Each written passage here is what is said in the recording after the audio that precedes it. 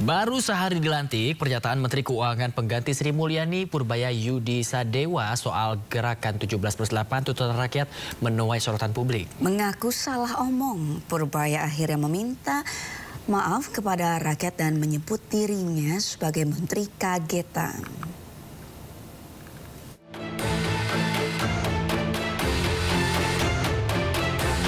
Menteri Keuangan Purbaya Yudi Sadewa menyampaikan permohonan maaf atas pernyataannya soal gerakan 17+8 tuntutan rakyat sesaat setelah dilantik Presiden Prabowo di Istana Negara pada Senin kemarin.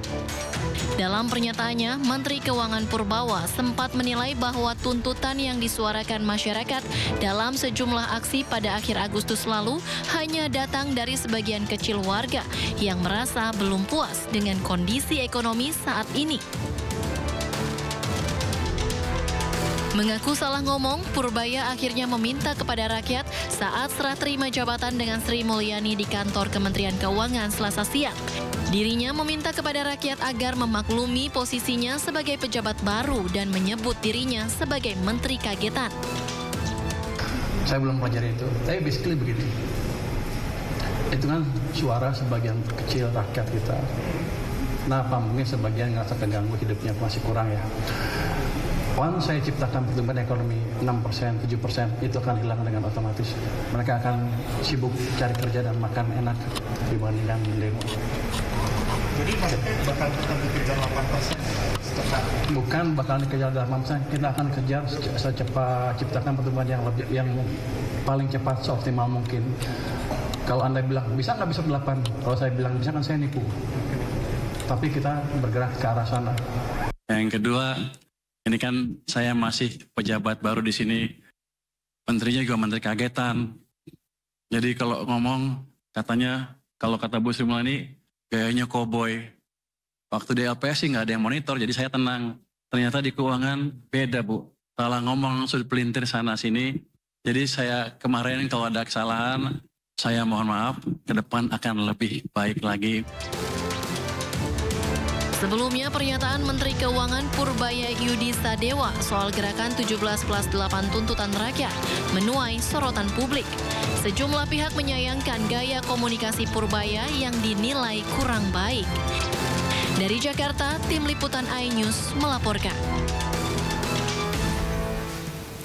Pemirsa, Budi Ari resmi menyerahkan jabatan Menteri Koperasi kepada Ferry Juliantono. Ya, keduanya mengakhiri pidato dengan saling berbalas pantun. Disambut gemerlap sorotan cahaya. Serah terima jabatan Menteri Koperasi dari Budi Ari Setiadi ke Ferry Juliantono berlangsung hangat dan akrab di gedung Kementerian Koperasi Jakarta Selatan. Budi Ari menyampaikan apresiasinya terhadap seluruh staf kementerian yang sudah membantu dan bekerja bersamanya. Sementara itu, Menteri Koperasi baru, yaitu Ferry Juliantono, menyampaikan terima kasih kepada Budi Ari atas usahanya selama menjabat, terutama dalam proses pembentukan Koperasi Desa Merah Putih yang menjadi salah satu program unggulan Presiden Prabowo Subianto. Dan terima kasih. Assalamualaikum warahmatullahi wabarakatuh. Ini tongkat estafet kepemimpinan berada di tangan Bapak Ferry Juliantono. Saya meyakini dengan kapasitas dan pengalaman beliau, program-program yang telah kita bangun fondasinya akan terus diteruskan, bahkan dikembangkan lebih jauh. Karena saya menitipkan harapan besar agar di bawah kepemimpinan baru Koperasi semakin inklusif, berdaya saing dan menjadi pilar kemandirian ekonomi bangsa. Sebelum akhiri saya akan berpantun. Ayo ting ting tersenyum manis. Kenapa sahabat hingga terpana? Kerjasama tim yang harmonis membuat Kementerian Koperasi penuh makna. Ayo ting ting penyanyi ternama. Disambut gemerlap sorotan cahaya. Perjumpaan kita tidaklah lama, namun kenangan baik terjaga selamanya. Terima kasih. Assalamualaikum warahmatullahi wabarakatuh. Om Santi Santi Satrio. Dengan hati yang tulus, saya bersama keluarga besar Kementerian Koperasi tentu akan selalu mengingat peran jasa Bapak Budi Ari Setiadi yang sudah meletakkan fondasi yang begitu kuat. Kami sangat diringankan dengan apa yang sudah dilakukan oleh Bapak kemarin, dan insya Allah kami juga tentu akan terus terbuka dan kami akan terus bisa berdiskusi untuk menjadikan ini cita-cita bersama kita. Izinkan saya juga menutup dengan pantun. Modalnya juga sama Ayu Ting Ting juga. Yang bikin sama tentunya. Ayu Ting Ting pergi berlari dari Depok sampai Sawangan. Terima kasih atas dedikasi Bapak Budi Ari. Semangat Bapak akan kami lanjutkan.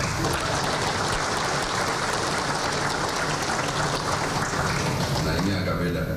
Pergi ke toko membeli kado, diikat dengan pita yang serasi. Izinkan saya memimpin komando mulai hari ini sebagai Menteri Koperasi.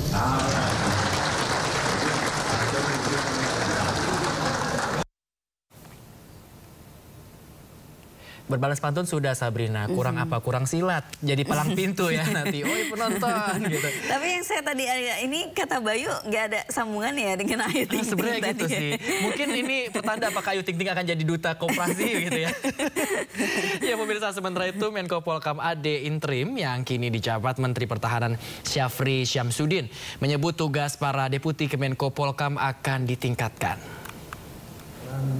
Tugas dan fungsi para deputi Kementerian Koordinator Polkam akan saya tingkatkan, dan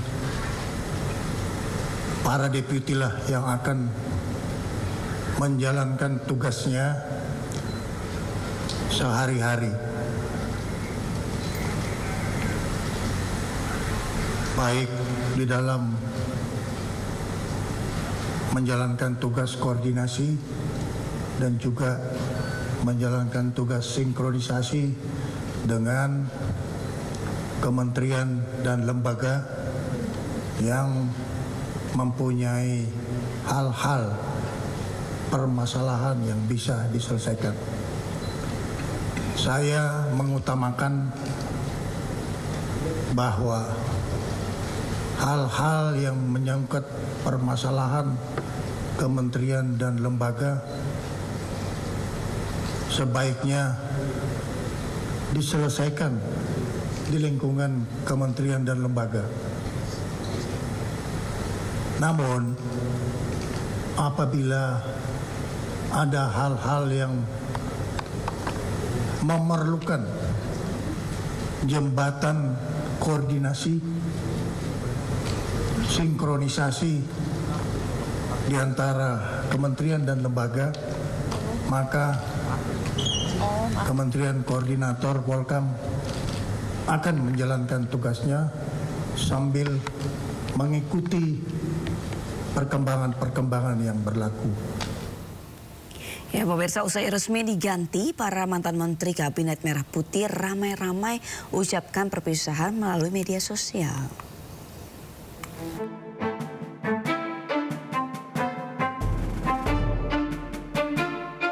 Menteri Koperasi 2024-2025 Budi Ari Setiadi mengucapkan perpisahan melalui akun media sosial miliknya.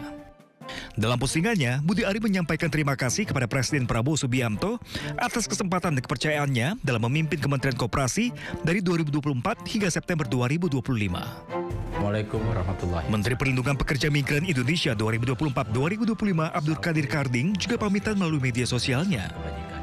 Saya Abdul Qadir Karding hari ini purna tugas dan bakti saya di Kementerian Perlindungan Pekerja Migran Indonesia. Terima kasih kepada Presiden Prabowo Subianto yang telah mempercayakan tugas mulia ini kepada saya. Saya sangat bangga dan bersyukur telah dipercaya membantu Bapak. Saya berjanji akan mendukung, loyal kepada Presiden Prabowo dan pemerintahan Presiden Prabowo. Sementara itu, usai diganti, Menteri Olahraga Dito Aryo Tejo memposting ucapan perpisahan melalui media sosial miliknya. Hingga kini belum diketahui siapa pengganti Dito. Dito Aryo Tejo menjabat sebagai Menteri Pemuda dan Olahraga pada April 2023. Ia menjabat 1 tahun lebih pada sisa masa kepemimpinan periode kedua Presiden Jokowi. Dito dilantik kembali oleh Presiden Prabowo pada Oktober 2024.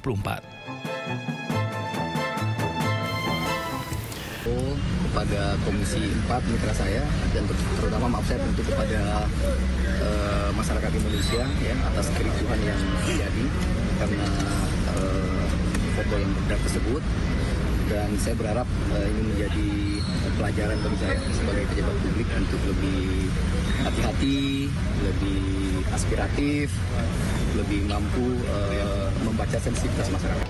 Sebelumnya viral di media sosial foto Menteri Kehutanan Raja Juli Antoni bermain domino bersama Abdul Qadir Karding, Waketum Dewan Pengurus Nasional Persatuan Olahraga Domino Andi Rukman Nurdin Karumpa, serta seorang pengusaha yang pernah tersandung kasus pembalakan liar, Aziz Welang.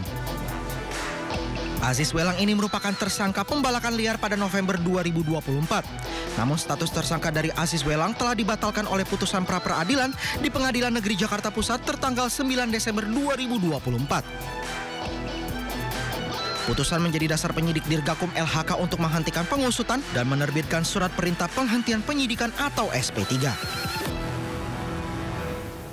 Ya, ini mungkin sedikit tips untuk Bapak Menteri yang terhormat gitu ya. Mungkin next time jangan main domino Pak, gitu kan. Bisa main layangan, kan sendiri-sendiri main layangan. Jadi kalau nggak kenal juga, oh iya nggak kenal gitu. Kalau domino duduknya deket-deket tuh berempat. Jadi bisa membuat apa ya, perspektif lain dari masyarakat. Iya, main sosmed aja deh Pak. Bener, sendiri-sendiri di rumah. Iya, ngeliatin perkembangan apa sih yang terjadi di Indonesia. Pintar. Masuk. Nah pemirsa, ini juga rame nih dibahas di media sosial ya. Terkait laporan atau konsultasi TNI kepada Polda Metro Jaya terhadap dugaan terpidana Ferry Irwandi, aktivis sosial media. Ya, ternyata setelah dianalisis, Polda Metro Jaya menegaskan aduan dan cyber TNI terhadap Ferry Irwandi hanya masuk ke kategori pencemaran nama baik. Sesuai putusan Mahkamah Konstitusi, laporan seperti ini hanya bisa dilakukan perorangan bukan institusi. Jadi TNI sebagai institusi tidak bisa membuat laporan ke kepolisian.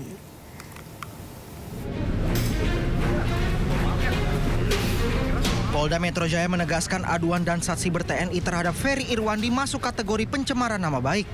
Namun sesuai putusan Mahkamah Konstitusi, laporan seperti itu hanya bisa dilakukan perorangan bukan institusi.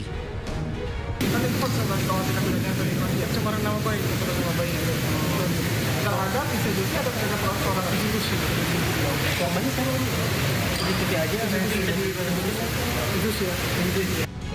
Sebelumnya Dansa Siber TNI Brigjen Juinta Omboh Sembiring bersama jajaran perwira tinggi mendatangi Polda Metro Jaya untuk berkonsultasi terkait temuan dugaan pelanggaran oleh Ferry Irwandi.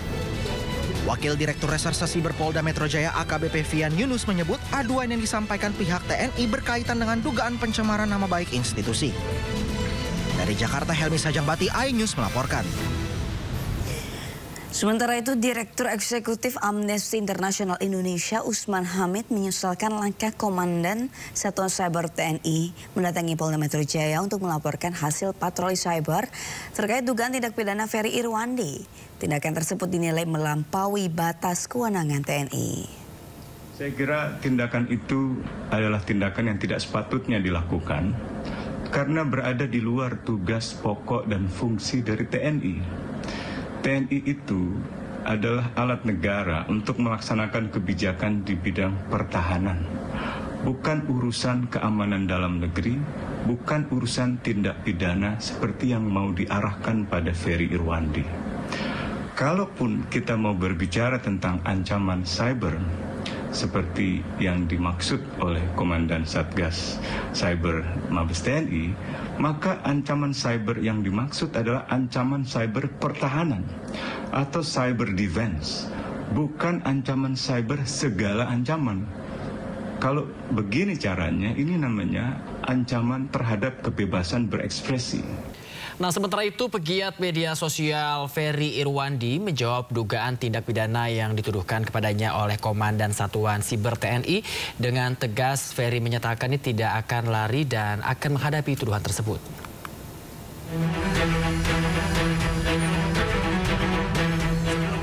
Aktivis sekaligus pegiat media sosial Ferry Irwandi tidak gentar menghadapi tuduhan pidana yang dilayangkan Satuan Siber TNI pada dirinya. Dengan tegas, Ferry menyatakan tidak akan lari dan siap menghadapi tuduhan tersebut. Dan tenang aja Pak Jenderal, saya tidak pernah lari, saya masih di Jakarta, saya tidak akan pergi ke Singapura, Cina, dan lain sebagainya Pak. Dan soal tidak bisa dihubungi, saya juga tidak mengerti. Semua wartawan bisa sangat mudah menghubungi saya walaupun nggak pernah minta nomor saya. Dan nomor saya juga udah tersebar di mana-mana. Dan saya harus konfirmasi pesan atau apapun nggak pernah sampai ke saya. Jadi itu aja sih. Dan kalau misalnya tindakan ini dianggap bikin saya takut, khawatir, cemas, tidak Pak. Saya akan jalani, saya nggak akan play victim, rengek-rengek, tidak. Sejumlah fakta yang diduga terkait dengan tindakan pidana Ferry ditemukan saat tim siber Mabes TNI sedang melakukan patroli. Saat siber kemudian membawa temuan fakta itu ke Polda Metro untuk dilaporkan. Sebagai warga negara yang taat dengan hukum, kami tentunya mengedepankan hukum.